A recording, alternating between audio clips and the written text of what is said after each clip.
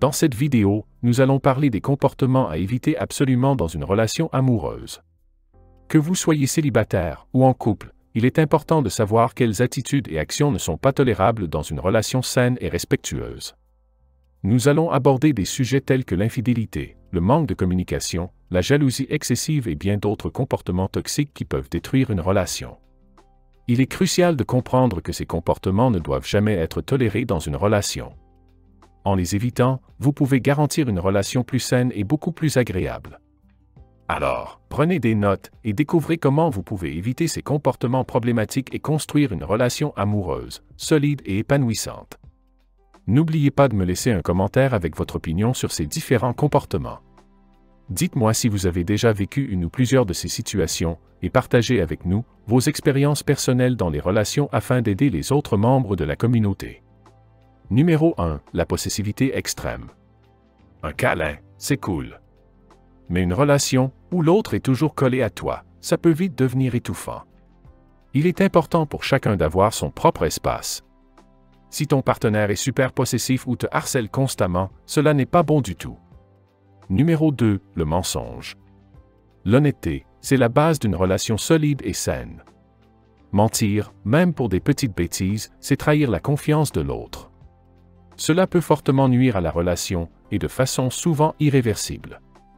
Si ton partenaire te raconte des bobards, il est peut-être temps de repenser à votre relation. Numéro 3. L'irresponsabilité. Une relation, c'est du soutien mutuel.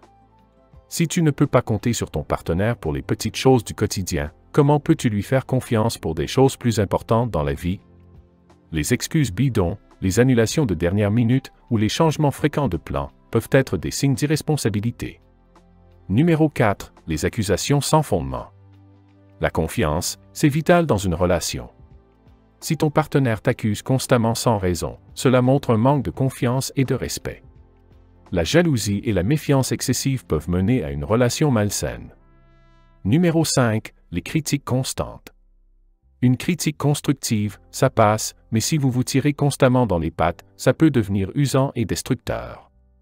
Une relation saine doit te permettre de te sentir bien, et non de te miner le moral. Numéro 6. L'infidélité.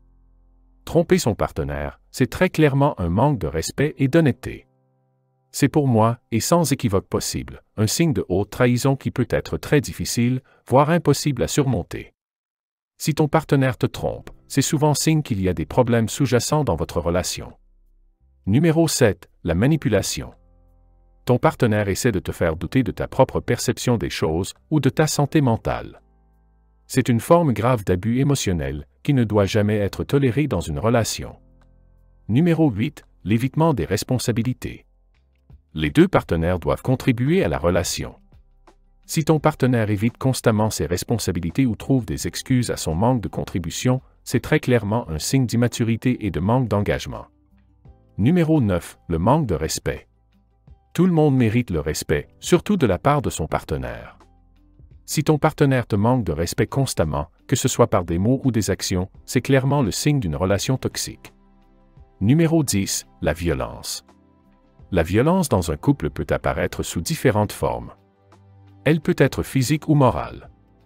Restez attentif aux bousculades un peu trop brusques ou aux petites claques sur la cuisse ou sur le visage, cela pourra rapidement déborder et la situation devenir hors de contrôle. Le moindre écart devra être immédiatement sanctionné d'un seul et unique rappel à l'ordre. Si vous êtes face à une personne de nature violente et que vous ne dites rien la première fois, vous ouvrez la voie à une escalade de violence physique à votre encontre, soyez donc très vigilant. En ce qui concerne la violence verbale, elle est tout aussi nuisible. Insultes, critiques incessantes sur vos choix et vos idées, paroles visant à vous rabaisser et à vous faire perdre confiance en vous, devront également faire l'objet de toute votre attention. Numéro 11. L'absence de communication. L'absence de communication peut également être lourde de conséquences. Si vous ne pouvez pas parler de vos problèmes ou de vos sentiments, cela peut entraîner une rupture de la relation. Vous constaterez que ce n'est jamais le bon moment ou que la personne n'a pas le temps, ou vous demande de remettre tout le temps cette conversation à plus tard.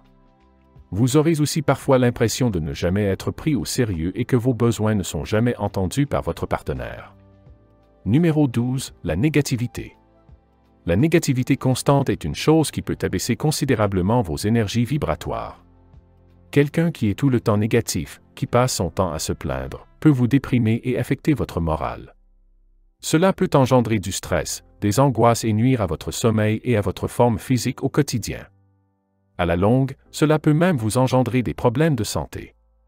Si vous ressentez un sentiment de peur, de stress ou d'angoisse à l'idée de retrouver votre partenaire car vous anticipez d'avance ses critiques, son mal-être et sa négativité, posez-vous des questions. Numéro 13. L'égoïsme. Si votre partenaire ne se soucie que de lui-même et ne prend pas en compte vos besoins, cela peut rapidement devenir insupportable. Vous constaterez au quotidien que tout tourne autour de lui, ses envies, ses goûts, ses passions, ses besoins, et que les vôtres n'ont aucune importance pour cette personne. Soyez vraiment attentif à cela, car la mise en place de ces comportements est très sournoise.